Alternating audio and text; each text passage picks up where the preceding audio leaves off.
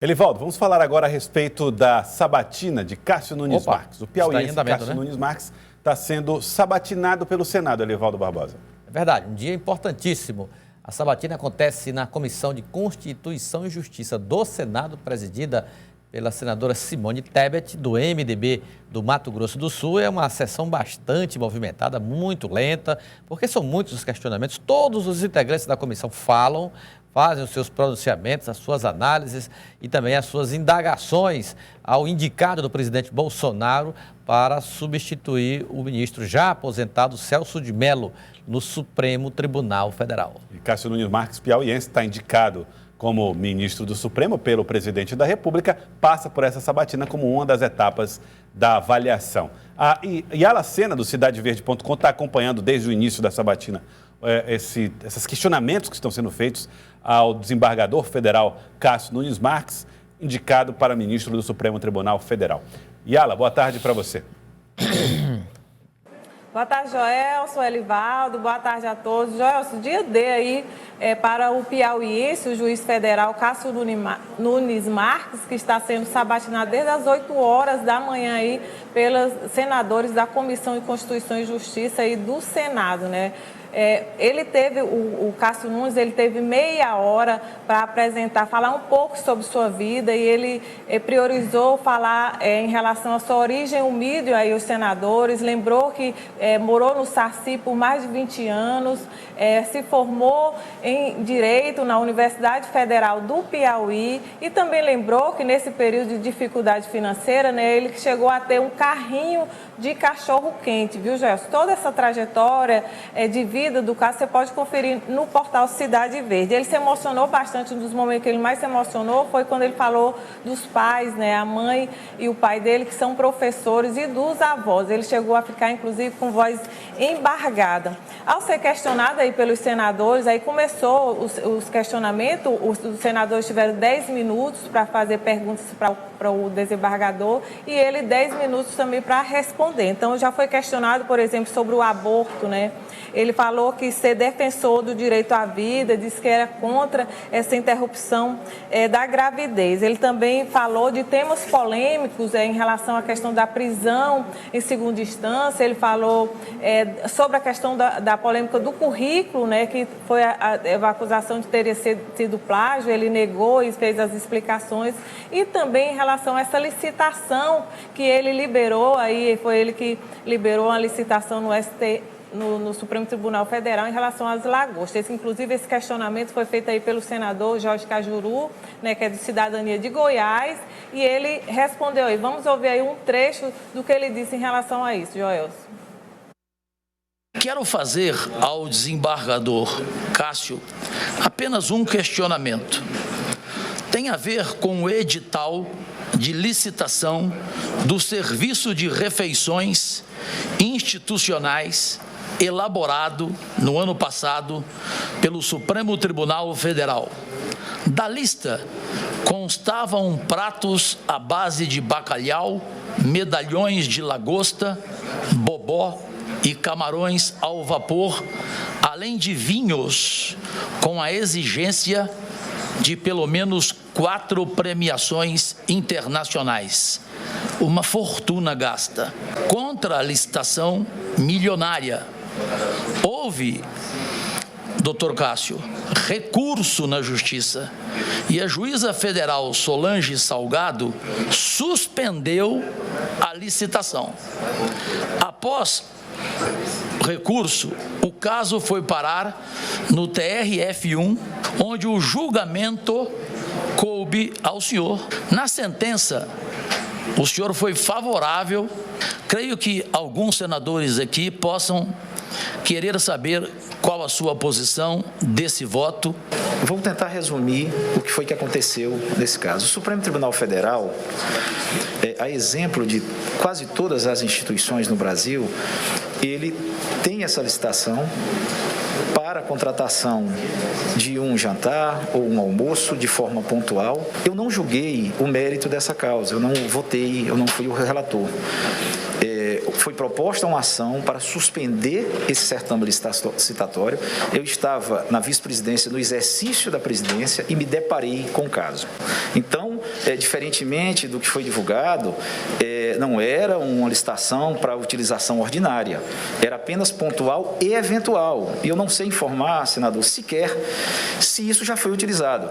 O problema é que, se amanhã necessitar dessa utilização, nenhum órgão público pode fazer uma contratação direta com o restaurante.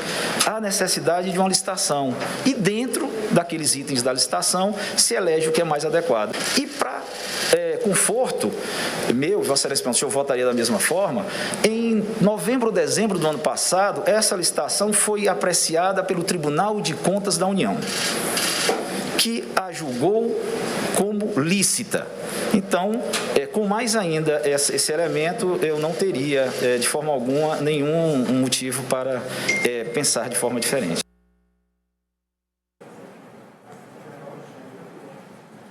Joelson, o desembargador Cássio Nunes também criticou o ativismo judicial, disse que cabe à justiça apenas aplicar as normas legais. Ele também elogiou aí o presidente do Supremo Tribunal Federal, o ministro Luiz Fux, que, segundo ele, está conduzindo a corte de forma, abre aspas, de forma democrática, né? A sabatina, ela segue, vai ter um intervalo aí para almoço, né? E aí retorna, em torno de 81 senadores vão votar aí, se aprovam ou não, o Cássio precisa em torno de 41 senadores passar. Há indicativo de que essa aprovação vai seguir, possivelmente no final do dia a gente está colocando essa manchete aí do possível ministro aí do Supremo Tribunal Federal. Seria o 6º ministro, né, piauiense, né, e ele vai ter que, à tarde, vai ter outras levas aí de perguntas dos senadores. Mais informações você confere, inclusive está sendo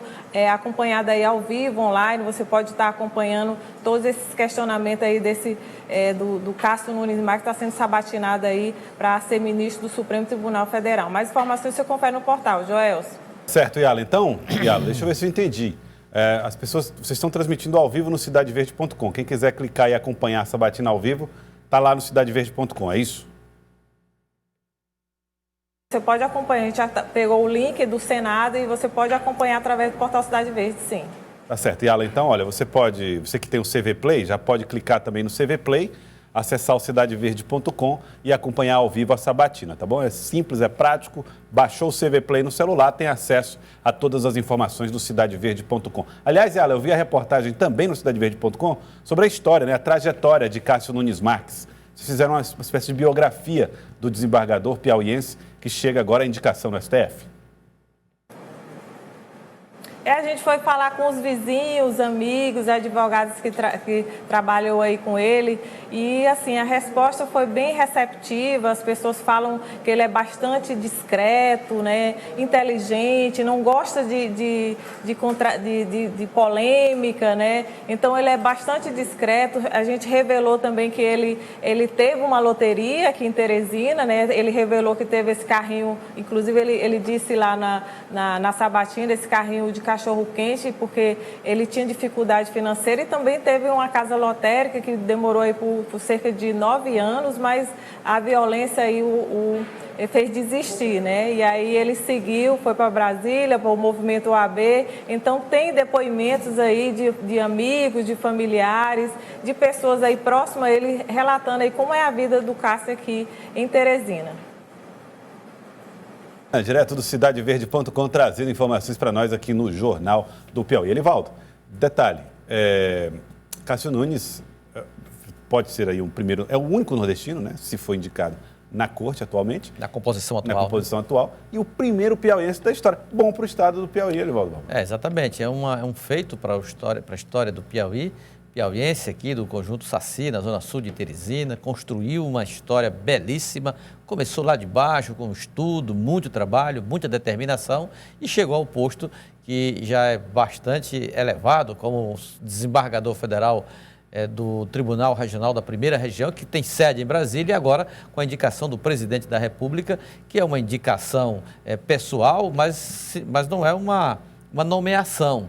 Ele é submetido aí, como nós estamos acompanhando, a uma rigorosa sabatina no Senado Federal e depois a votação do Senado Federal, que é a Câmara Alta do Parlamento do país, e então ele ganha aí com essa aprovação prerrogativas que ele levará para dar total independência para a atuação do magistrado piauiense na Suprema Corte do Judiciário brasileiro. Aliás, essa estrutura ela é muito bem pensada, né, Evaldo? Porque a priori, no primeiro momento, as pessoas podem pensar, o que não é totalmente errado, que um juiz faz carreira sem que haja uma participação das pessoas, da população, do povo, na escolha direta dos ministros do Supremo, dos desembargadores federais. Mas, indiretamente, não deixa de ter uma participação da população, na medida que essa população elege o presidente, que faz a primeira escolha, e elege o Senado, que faz a sabatina, que faz os questionamentos. Então, é uma forma também da população participar indiretamente desse tipo de indicação, Livaldo. Exatamente, até porque a Constituição não prevê outra forma de composição